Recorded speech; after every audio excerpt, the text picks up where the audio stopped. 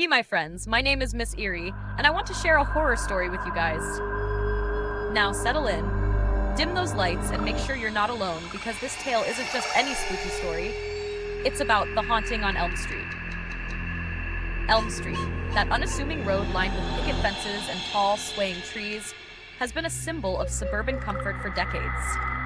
But beyond its charming facade lies a secret steeped in darkness, whispered among those brave enough to listen. It all began one chilly autumn evening, when the air was thick with the scent of decaying leaves, and the sky, a bruised shade of twilight, seemed to groan under the weight of the gathering clouds. That was the night young Eric Miller, who just moved into the old Victorian at 306 Elm Street with his parents, felt the first shiver of what would soon become an all-consuming terror. Eric wasn't your average teen. He loved mystery novels and thought himself a bit of an amateur detective. So, when the locals muttered warnings about not staying too long at 306, his curiosity was piqued. What's the harm? He chuckled to himself, unaware of the chain of events his inquisitiveness would trigger. It started with the creaking sounds that echoed through the house at odd hours, floorboards groaning under invisible weight and whispers that seemed to dance just out of earshot. It's probably just the wind, Eric told himself one night, his voice a shaky laugh that died quickly when a soft tap tap tap on his bedroom window startled him. He spun around, heart thundering, only to find an empty street outside. Okay, let's be real, he thought, pacing. Who else hears weird knocks and immediately assumes ghosts? But the next day, when he mentioned it to Mrs. Callahan, the elderly woman who ran the antique shop 2 blocks over, she went pale. Did you hear it thrice? She asked, her fingers trembling over her worn knitting needles.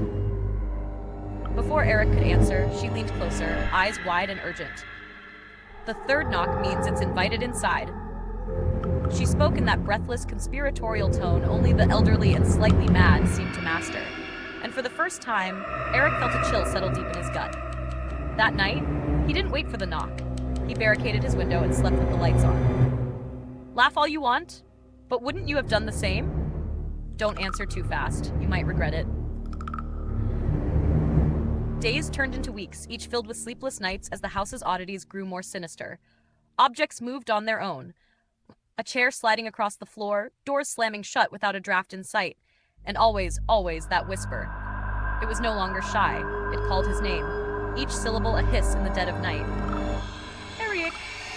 One night, tired of feeling like prey, he whispered back, "Who are you?" Silence.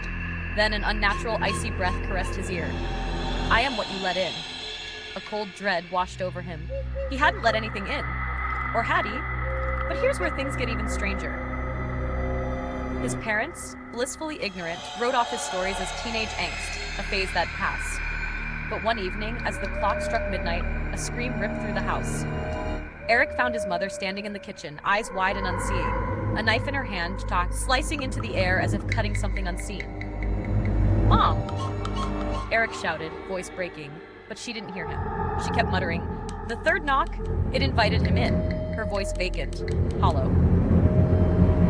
Now I know what you're thinking. Get out of the house, Eric, right? But here's where reality bites. Eric's father was a practical man, stubborn as a mule. Leaving wasn't an option without a logical reason. And logic, my friends, doesn't mix well with the supernatural. So, Eric decided to investigate. One night, equipped with his flashlight and notebook, he snuck into the attic, the only place left untouched by the strange occurrences.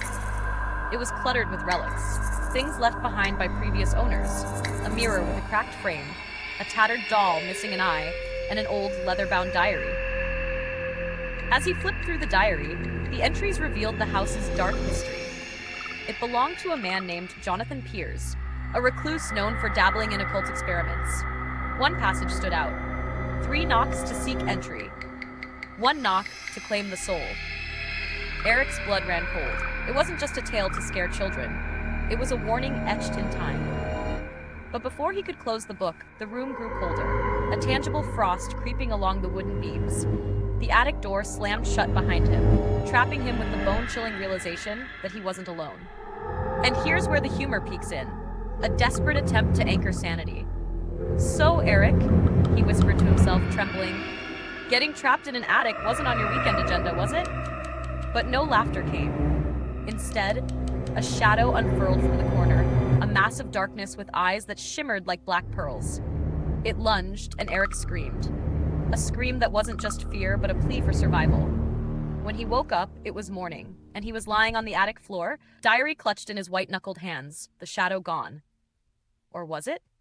Life didn't go back to normal. It just pretended. Eric became obsessed, tracing Jonathan Pierre's legacy, only to discover that every family who lived in 306 had either disappeared or met untimely ends. And now the Whispers didn't just call his name. They promised him the same fate. "You are next," they said, as casually as one would discuss the weather. Then came the twist no one, including Eric, saw coming. One evening, as he was packing up to leave the house for good, his father stopped him at the door. "Son, where do you think you're going?" But it wasn't his father's voice. It was deeper, guttural. Eric froze as his father's face twisted, eyes black as obsidian, a grin splitting his face. "You invited me, Eric." The figure stepped closer, and Eric's vision swam as realization sank in. The haunting wasn't confined to the house, it had marked his bloodline. Friends, if you ever hear 3 knocks at your window on a quiet night, remember Eric's story.